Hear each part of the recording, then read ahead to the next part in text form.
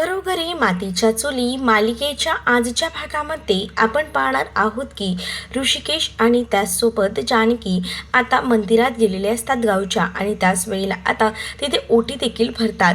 ते ओटी भरून झाल्यानंतर आता एक बाई तिच्या अंगात देवी आलेली असते आणि ती तिथे आलेली असताना आता मात्र तिथे आल्यावर आता जानकी जी आहे ती तिला हळद कुंकू लावते, कारण शरूच्या सासूनेच म्हणजे मालती काकूंनी तसं सांगितलेलं असतं।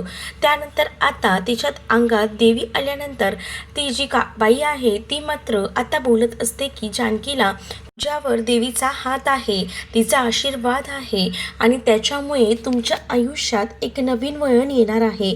तर इकडे मात्र ऐश्वर्या जी असते ती आता पार्वतीच्या कॅरेक्टरचं ऑडिशन्स घेत असते। कॅमेरा पकडून आजी उभी असते, तर समोरील एक बाई ऋषिकेशचा एक डायलॉग दिल्यामुळे ती अगदी बोलताना नीट बोलत नसून गाणं गातात तसं गाणं गाऊ लागते। त्यावर ऐश्वर्या म्हणते, मी तुम्हाला बोलायला सांगितले, गाणं गायला नाही सांगितले, असं देखील बोलून ती समजवू लागते। परंतु तिला तो डायलॉग नीट जमतच नसतो आणि त्यामुळे आता ऐश्वर्या तिला बाद करते आणि त्यानंतर आता ऐश्वर्या म्हणत असते की काय हे कलाकार उचलून आणलेले आहेत कळतच नाही आहे। आता आजी म्हणतात काय करायचं, नेक्स्ट पर्सनला बोलवायचं का? आणि त्यानंतर आता इकडे मात्र ऐश्वर्या बोलू लागते नेक्स्ट या। त्यानंतर नेक्स्ट जी येते ती मात्र आता आजी येते आणि ती मात्र रडून रडून तो डायलॉग बोलू लागते। तर आता ऐश्वर्या म्हणत असते की काय चाललंय हे, नीट डायलॉग बोला ना, असे कसे डायलॉग बोलताय तुम्ही? तर इकडे मात्र आता देवळामध्ये ती बाई तिच्या अंगात देवी आलेली असते, ती मात्र आता जानकीसमोर खूप मोठा खुलासा करते आणि म्हणू लागते की तुमच्या भूतकाळातील एक व्यक्ती तुमच्या आयुष्यात पुन्हा परत येणार आहे आणि त्याचसोबत तुम्ही एक विचार करा की त्या व्यक्तीचा तुम्हाला घरात ठेवून घ्यायचा आहे, कारण तो तुम्हाला एक संकेत आहे आणि ती व्यक्ती तुमच्या जवळची आहे, असं देखील ती बाई सांगू लागते।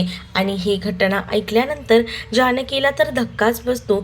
जानकीला कळत नाही भूतकाळातील कोणती व्यक्ती पुन्हा एकदा येणार आहे, त्यामुळे आता जानकी जी आहे ती खूप जास्त टेन्शनमध्ये येते। तर इकडे मात्र आता ऋषिकेश आणि जानकी तिने सांगितल्यानंतर आता देवीचे आशीर्वाद घेतात, कारण ती देवीच्याच रूपात आलेली असते। इकडे मात्र ती आजी रडत रडत हा सगळा डायलॉग बोलत असते, म्हणूनच ऐश्वर्या खूप जास्त कंटाळते आणि ऐश्वर्या म्हणत असते की नेक्स्टला बोलवा, कारण हे ना काहीच उपयोगाचे नाही आहेत, कसं हे रडून रडून करतायत, धड नीट करत सुद्धा नाही आहेत, डायलॉग काय दिलायत आणि बोलतायत काय? त्यानंतर आता सारंग दुसऱ्या बाईला पुढे बोलवतो। आता दुसरी बाई ज्या वेळेला पुढे येते त्यावेळेला आता एक एक करून ऋषिकेशच्या बद्दल डायलॉग बोलू लागते, कारण तो डायलॉग आता ऐश्वर्यानेच खरं तर दिलेला असतो आणि तो डायलॉग बोलत असताना ती मात्र हसत हसत तो डायलॉग बोलत असते आणि त्यामुळे जो इमोशनल होऊन जो डायलॉग बोलायचा असतो तो हसत हसत बोलल्यामुळे काहीच त्या डायलॉगला अर्थ उरत नाही आणि त्यामुळे आता ऐश्वर्या खूप जास्त वैतागते।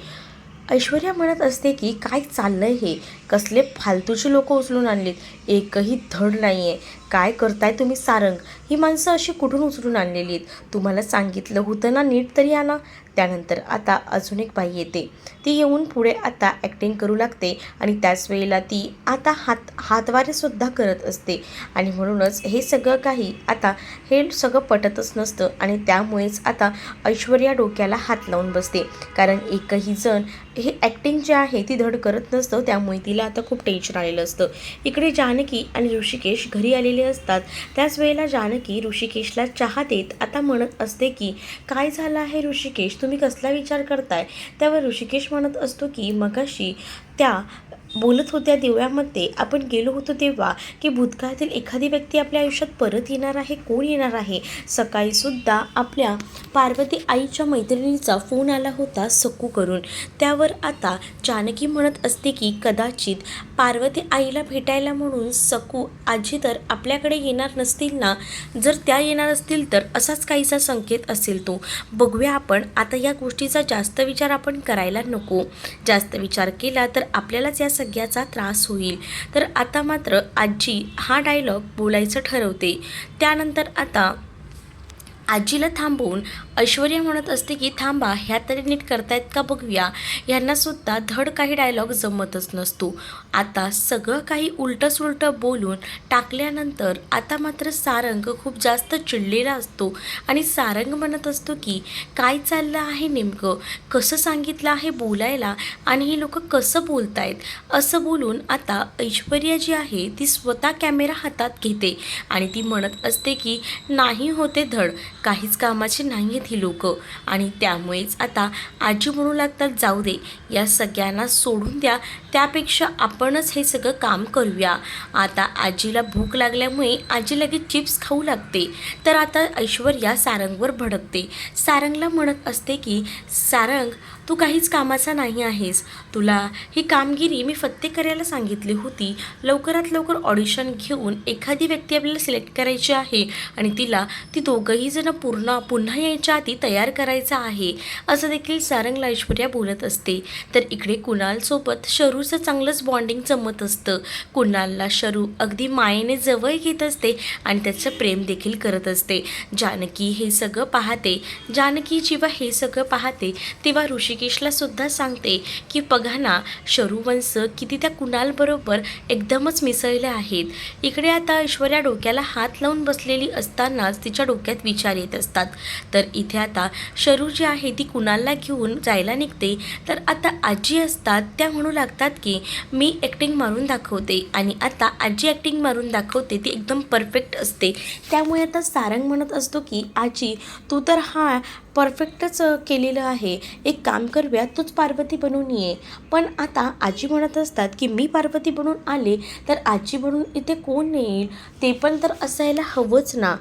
तर इकडे मात्र आता ऐश्वर्याचं डोकं फिरलेलं असतं. ऐश्वर्या म्हणत असते की पार्वती आईच्या बाजूला माझा फोटो लावून टाका आणि त्यालासुद्धा हार घाला, कारण तुमच्या या वागण्याला ना मी वैतागली अक्षरशः. काय चाललं आहे काय तुमचं फालतूचा टाईमपास. मला ना लवकरात लवकर नवीन लोक घेऊन या, मला सिलेक्शन करायचं आहे. तेवढ्या दाराची बेल वाजते. सारंगला वाटतं कोणीतरी आलेलं आहे ऑडिशनसाठी आणि सारंग दार उघडतो तर दारावर अवंतिका आणि सौमित्र उभे असतात. सौमित्र आणि अवंतिकाला आलेलं बघून इकडे मात्र ऐश्वर्या, सारंग, आजी सगळ्यांनाच धक्का बसतो. सगळीजण आता पाहत राहतात. आजी म्हणत असतात की तुम्ही लोक इथे काय करता आहात. त्यावर आता ऐश्वर्या देखील म्हणते तुम्ही माझ्या घरी. त्यावर आता इथे मात्र सौमित्र आणि अवंतिकाला धक्काच बसतो. अवंतिका म्हणते ओय ओय एक मिनटं, हे तुझं घर नाही आहे, हेच घर सगळ्यांचंच आहे. आणि राहिली गोष्ट आम्ही येण्याची आणि आम्ही आल्यानंतर असं काय बघताय जसं काय तुम्ही चोरी करत होतात. त्यानंतर आता आजीला सौमित्र बोलत असतो की हे काय आजी, तू आतमध्ये सुद्धा आम्हाला बोलवत नाही आहेस. त्याच वेळेला आता आजी म्हणत असतात या ना. आणि आजी आतमध्ये आल्यानंतर इकडे मात्र सौमित्र आणि अवंतिकाचं लक्ष त्या कॅमेऱ्याकडे जातं आणि ते म्हणतात की काय चाललंय तुमचं. इकडे मात्र आता जानकी मालती काकूंकडे आलेली असते आणि म्हणत असते की तुम्ही पुढे काही विचार केला आहे की नाही, म्हणजे बाळ दत्तक घ्यायचं वगैरे. त्यावर आता जी मालती काकू असते ती म्हणत असते की आम्ही तर विचार केला आहे, पण या प्रोसेसला थोडा वेळ जातो, असंच मला विक्रांत म्हणत होता, म्हणून थोडा वेळ चाललेला आहे. त्यावर जानकी आपल्या मनातील जे काही आहे ते आता विक्रांत त्याचसोबत शरूला बोलून दाखवते.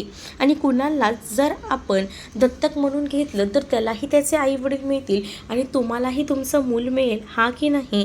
त्यावर आता मालतीलासुद्धा जानकीचं हे म्हणणं पटतं आणि त्यामुळे आता सगळे जण त्या कुणालच्या घरी मागणी घालायला गेलेले असतात.